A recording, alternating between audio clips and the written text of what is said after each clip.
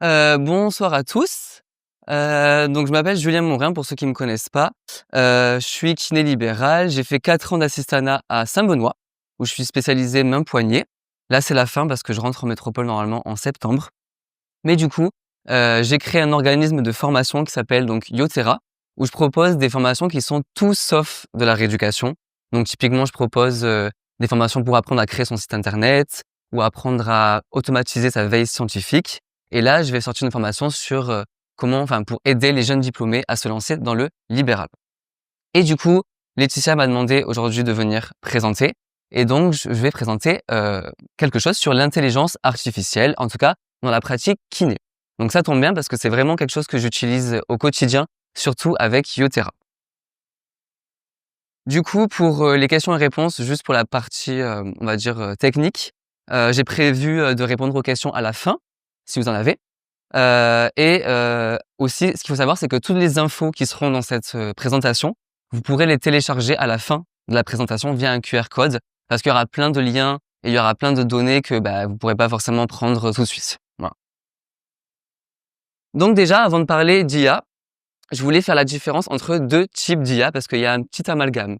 Ça fait très longtemps qu'on utilise l'IA, même si on s'en rend pas compte. Typiquement, sur Facebook, quand vous scrollez, pourquoi vous avez tel et tel post qui apparaît? Eh bien ça, c'est de l'IA qui décide. C'est un algorithme qui va prédire ce que vous avez envie de regarder.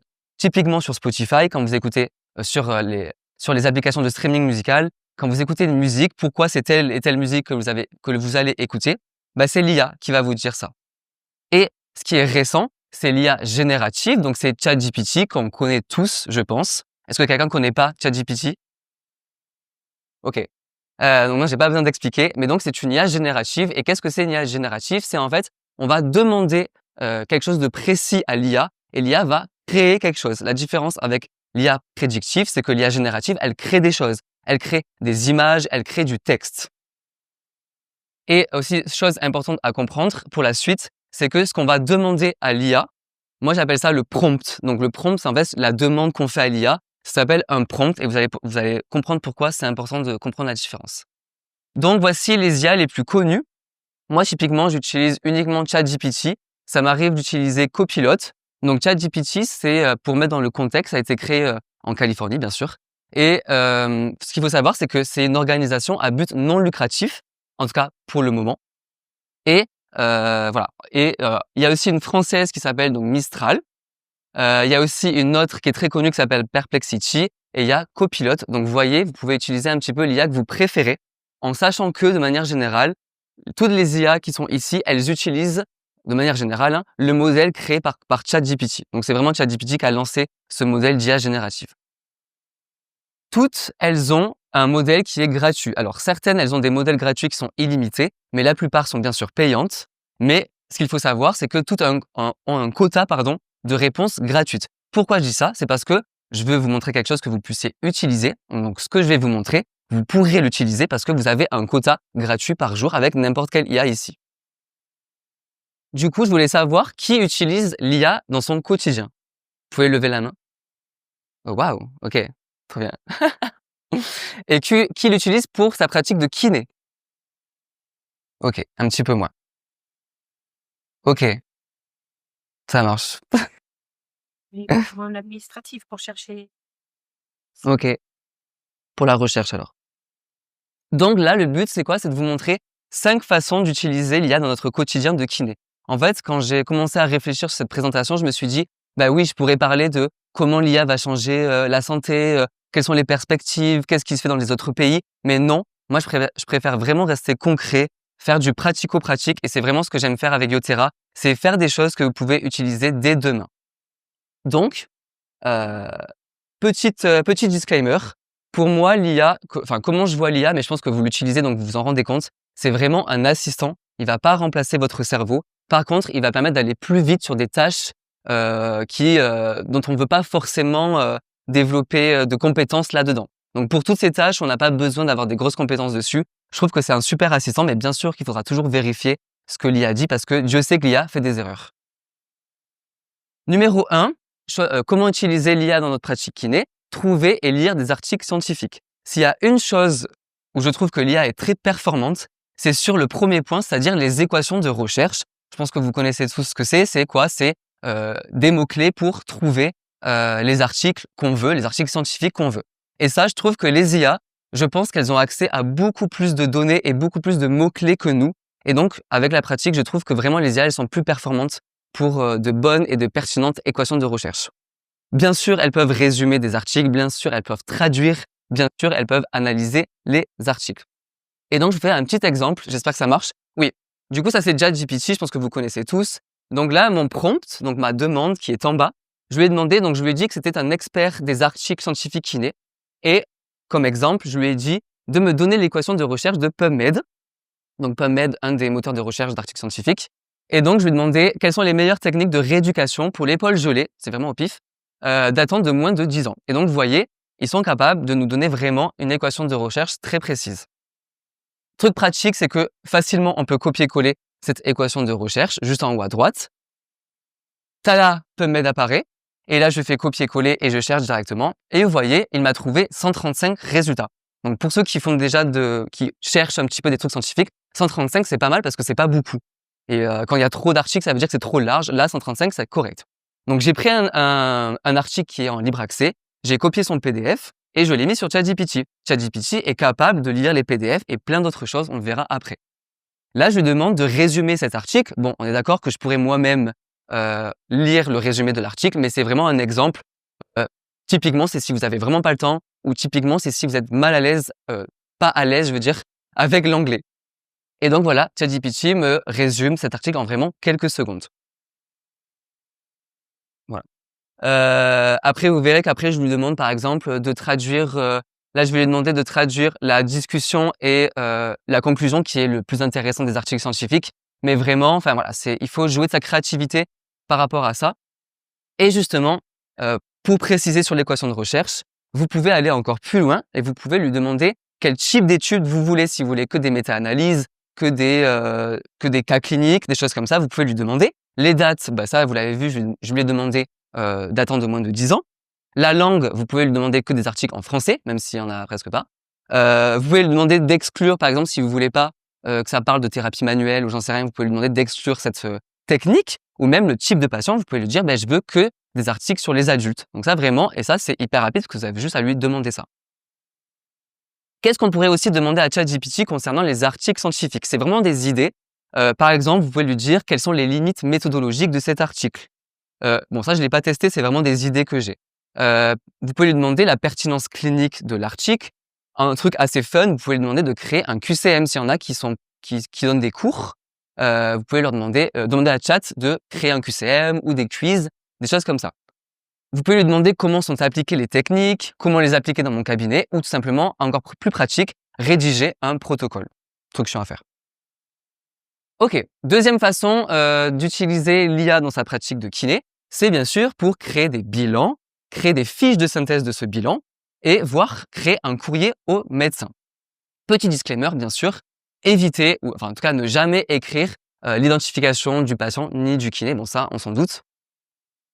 Alors, avec quoi faire un bilan kiné? Donc typiquement, vous ouvrez ChatGPT ou n'importe quelle IA et vous pouvez, pendant le bilan, noter vos observations, noter votre bilan, bien sûr sans donner des infos sur le patient en restant le plus neutre possible, mais vous pouvez le faire avec du coup juste vos notes et le clavier.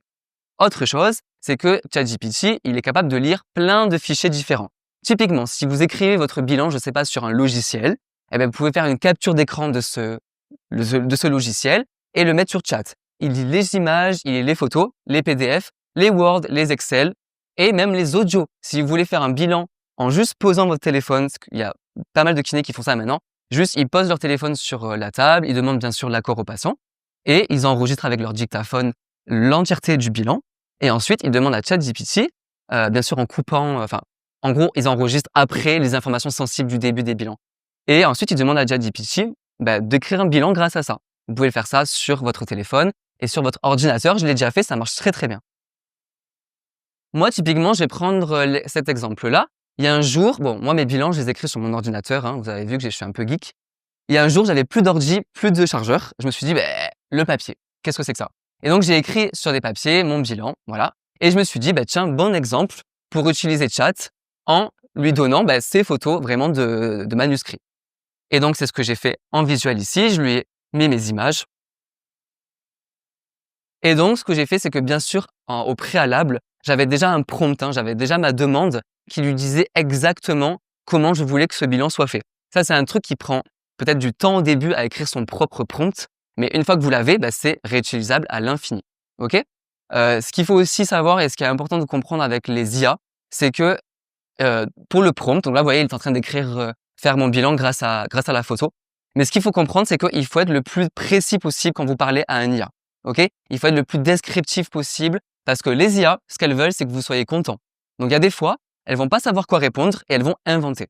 Et il y a rien de pire qu'une IA qui invente. Mais donc du coup, voilà. Moi, j'avais déjà mon prompt. Pareil, là, je lui ai demandé de faire une fiche de synthèse du bilan où je lui ai dit quels éléments je voulais exactement qu'il y ait sur cette fiche de synthèse. Et là, je lui ai demandé d'écrire un courrier au médecin.